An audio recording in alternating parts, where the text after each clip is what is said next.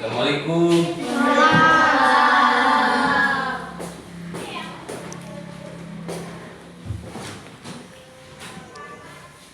Oke, selamat pagi anak-anak. Assalamualaikum warahmatullahi wabarakatuh. Waalaikumsalam warahmatullahi wabarakatuh.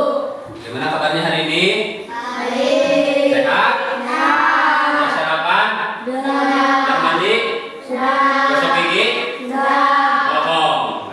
Alhamdulillah ya, pada hari ini hari Selasa tanggal 11 Juni 2024 bertemu kembali dengan Bapak di kelas 5 di mata pelajaran pendidikan agama Islam. Tapi sebelum kita berdoa, sebelum kita belajar, marilah kita berdoa, mudah-mudahan kita mendapatkan ilmu yang bermanfaat. Berdoa dimulai.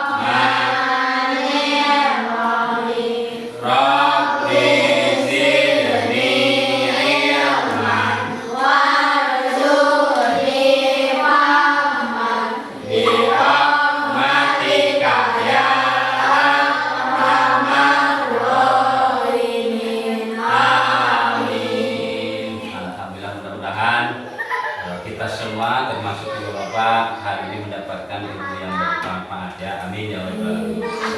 Pada kesempatan hari ini kita akan sedikit membahas tentang salah satu pengamalan Pancasila ya. Kalau tidak salah sila ketiga Persatuan Indonesia. Tapi dalam PAI, dalam pendidikan agama Islam, Bapak ambil adalah satu contoh ya di papan tulis hidup damai dalam kebersamaan. Sudah jelaskan mengerti hidup damai dalam kebersamaan. Allah berfirman dalam surat Al-Hujurat ayat 14.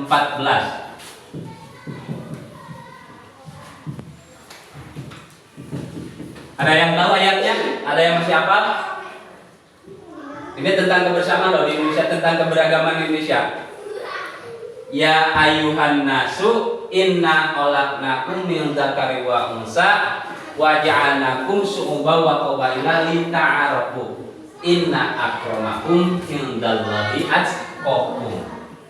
Lupa lagi apa emang belum hafal? Belum hafal? Seharusnya kalian harus hafal, nanti di ulangan juga ada. Biasanya ayat-ayat seperti itu nanti di ulangan ada. Kita hidup di Indonesia berbagai macam suku bangsa.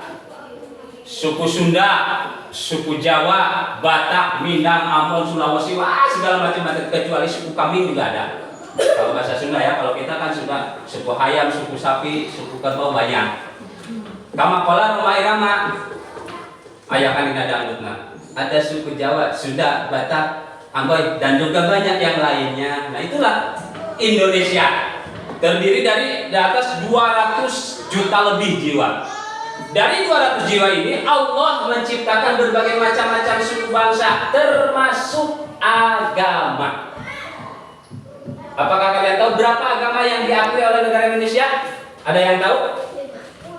Apa Jaya? 1? Islam. 2? Kristen. 3? Hindu. 4? Buddha. 5? Kristen. Ya kalau Kristen kamu katakan sama cuma ada Kristen Katolik, ada Kristen Protestan. 5. Konghucu ada, terus lagi? Ada juga sekarang yang ateis atau ada yang cuma aliran kepercayaan. Aliran kepercayaan ada di Indonesia itu aliran kepercayaan. Nah selanjutnya kita juga harus tahu umat Islam dengan tempat beribadah, tempatnya apa? Tempat ibadahnya? Masjid. Masjid. Kedua, Kristen tempat ibadahnya? Gereja. 3, Hindu. Hindu apa? Kok patung Buddha? Tempat ibadahnya apa? Pilih. Coba. Hindu, Buddha. Vihara apa pura? Baru mendengar. Nah, dari sekian agama yang ada di Indonesia ini, seperti dalam Al-Quran surat Al-Hujurat ayat 14 tadi itu, kita itu diciptakan oleh Allah itu cuma satu tujuannya, lita'arofu, supaya kita saling kenal mengenal. Karena kita hidup di Indonesia, apapun agama kita, apapun suku kita, apapun bahasa kita, kita tetap harus menjaga persatuan. Ya, jangan-jangan, ini kan kami itu pendatang dari Papua, pindahan, kulit hitam, gigi doang yang putih, dikucilkan, jangan seperti itu. Itu berarti belum bisa melaksanakan ajaran Pancasila, yaitu persatuan Indonesia. Nah, dalam judul yang Bapak tulis tadi itu hidup damai dalam kebersamaan. Nanti jikalau kalian sudah menginjak dewasa, misalkan setelah SD, SMP, SMA, bahkan mungkin nanti setelah SMA kebanyakan, mungkin ada yang bekerja ke luar kota, Jakarta, Bekasi, kemana, ke Bandung, ataupun nanti di sana kalian akan bertemu dengan teman-teman yang lain suku dan lain agama. Dan di sanalah kalian dilatih bisa menciptakan ini nih, hidup damai dalam kebersamaan, walaupun berbeda keyakinan, berbeda bahasa, berbeda suku bangsa, berbeda warna kulit. Disitulah kalian nanti belajar mengamalkan ayat Al-Hujurat ayat 14 ini. Di sana nanti. Kalau di sini mungkin kita karena kita ada orang Kristen di daerah kita. Ada tidak? Hindu ada? Buddha ada? Konghucu ada? Nah, mungkin di sini kita belum bisa merasakan bagaimana hidup dengan orang Kristen, bagaimana hidup dengan orang Buddha, bagaimana hidup dengan orang Hindu, keseharian mereka bagaimana, tentu berbeda dengan kita. Dari cara ibadah, cara mereka bergaul, cara mereka bicara, bahkan cara mereka makan berbeda dengan kita umat Islam. Nanti kalau di sana nanti suatu saat kamu misalkan mencari kerja atau kuliah di kota besar, kamu harus belajar dari sekarang, mencoba menghargai sesama walaupun berbeda agama, berbeda bahasa, berbeda warna kulit, dan berbeda adat istiadat.